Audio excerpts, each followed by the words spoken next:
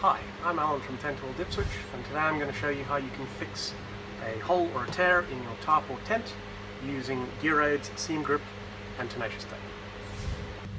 Okay, so we're just going to do a little dab of glue on the point and then brush it over with the handy brush that's included. Make sure that's decently covered, and then all we have to do is let that dry. Okay, so with this we're just going to peel the tape off. I'm going to apply it over the area, and I've cut the edges to be a bit rounder just so that we don't have to worry about them peeling as much. And then push it down firmly, and we'll do one more layer on the other side just to make sure it's all nice and secure. And that is pretty much done. That's quick and easy, not going anywhere. That'll probably outlive the rest of the material.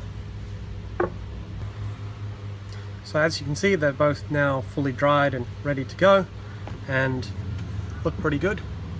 Should last a long time. So that's how to fix a hole in a tarp or a tent. If you have any more questions, come into any of our Tentworld stores and we'll be more than happy to help you out.